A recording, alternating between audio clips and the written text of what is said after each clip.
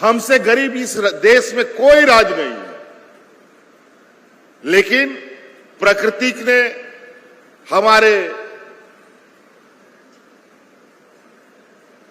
इस धरती के नीचे इतना खजाना भर के रखा है। अगर देश की नीति निर्धारण करने वाले सही नीति बनाते तो आज इस राज्य के लोगों को भूखा नहीं सोना पड़ता, मजदूरी करने के लिए देश विदेश नहीं जाना पड़ता, लोगों को भूखा नहीं मरना पड़ता। और ये मुझे लगता है देश का सबसे अग्रणी राज्य के रूप में बेशुमार होता। लेकिन बड़े योजनाबद्ध तरीके से हमारे आदिवासी भाइयों को, यहां के मूल वासियों को एक मजदूर बना करके यहां पर रखा गया। और मजदूर इस कदर कि झारखंड तो छोड़ो, अलग अलग राज्य में भी अगर कुछ काम करना होगा तो झारखंड से मजदूर लेके जाओ, ट्रेन में भर भर के लेके जाओ। गैर सरकारी लोग तो लेके जाता ही था मजदूर लोगों को, बल्कि इस देश का भारत सरकार का एजेंसी यहां पर मजदूर को ट्रेन में भर भर के लोड करके ले जाता है। यह स्थिति इस राज्य का बना दिया।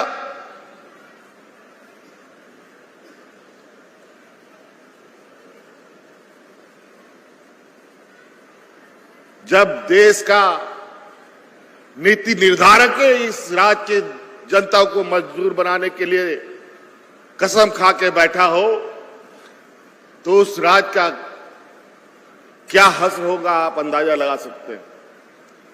और उस पे नहले पे दहला जब डबल इंजन की सरकार बैठ जाए तब तो और कहो ही क्या, दोनों हाथों से लूट लो।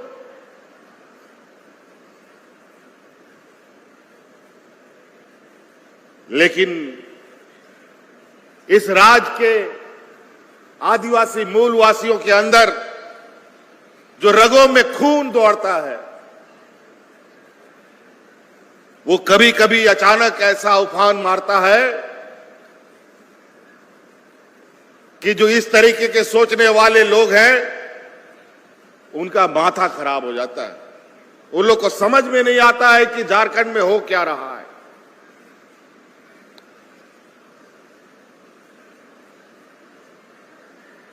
और इसीलिए हमारे लोग अपने स्वाभिमान के लिए, अपने मान सम्मान के लिए कभी भी कोई समझौता नहीं किया, चाहे उसको फांसी पे चढ़ना पड़ा हो, चाहे उसको गोली खाना पड़ा हो, चाहे उसको जेल जाना पड़ा हो। लेकिन कुछ लोग होते हैं अपने बीच में भी जो ये लड़ाई लड़ नहीं सकते, राह बदल लेते हैं।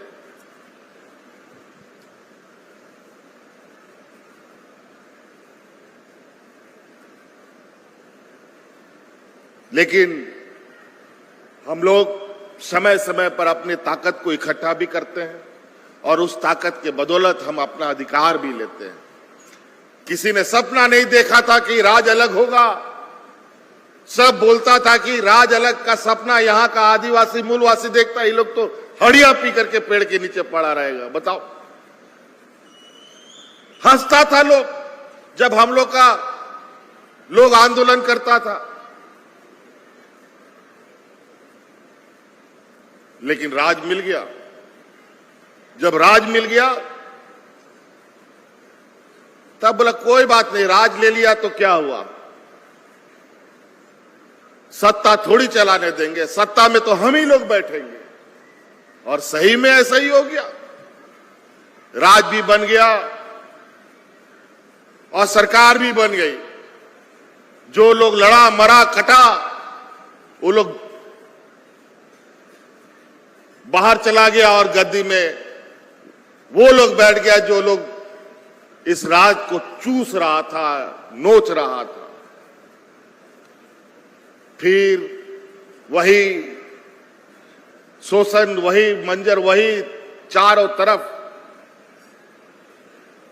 तकलीफों का, दुखों का पहाड़। फिर हम लोगों ने कमर कसा। 2019 में चुनाव में हम लोगों ने लंबा संघर्ष के साथ आप लोग के बीच में पहुंचने का काम किया और हम लोग 2019 में सरकार बनाए। लेकिन जब हम लोगों ने ये मांग शुरू की तो मेरे पीछे लगा दिया ईडी सीबीआई, लगाना शुरू हो गया झूठा आरोप। 2 साल कोरोना खा गया और 2 साल मेरे पीछे चूहा बिल्ली का खेल चालू हो गया। रोज ये खबर आता था, आज पकड़ाया, आज जेल गया, कल जेल गया, यही होता था। ये लोग को 2 साल लग गया हम पर झूठा आरोप को तैयार करने में। जब ये लोग नहीं सके तो जबरदस्ती जेल में डाल दो। अब तो जेल से बाहर भी आ गए। अब क्या करेगा? फांसी देगा क्या? ना जेल से डरा है झारखंड, ना फांसी से डरा है झारखंड, ना गोली से डरा है झारखंड। यही तो हमारी इतिहास है। जितना खून जमीन पर गिरेगा उतना वीर शहीद, वीर सपूत पैदा लेगा।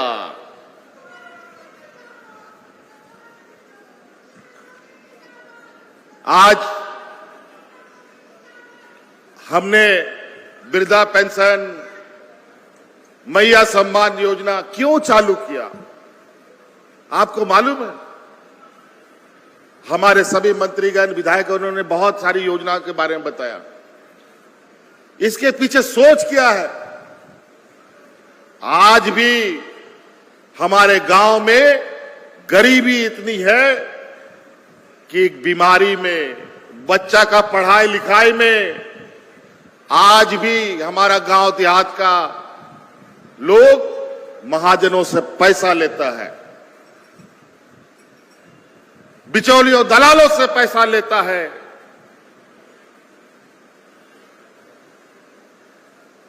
और हमने ये संकल्प लिया है, ये तो अभी शुरुआत है। आने वाला 5 साल में आपको किसी से कर्जा लेने की जरूरत नहीं है। हर एक घर में 1-1 लाख रुपया पहुंचाने का हम आपको वादा करते हैं।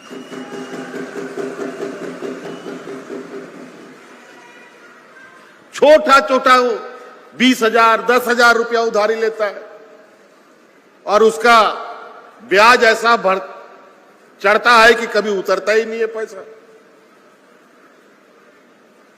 जिन महाजनों के साथ हम लोगों ने जंग लड़ा, आज वो महाजन अपना चेहरा बदल करके फिर से हम लोगों के बीच में खड़ा है और उसी के खिलाफ ये लड़ाई अभी भी जारी है। ये व्यापारियों की जमात, जिसको हम लोगों ने 2019 में उखाड़ फेंका है, फिर से अपना सर खड़ा करने का तैयारी कर रहा है। आज हमारे पीछे, एक मुख्यमंत्री के पीछे हमारे विपक्ष में 7-7 मुख्यमंत्री लगा हुआ है, हमको डिगाने के लिए, कभी जेल भेजने के लिए, कभी झूठा आरोपों में फंसाने के लिए। अब तो पूरा परिवारों को जेल में डालने का कार्य योजना बना रहा है।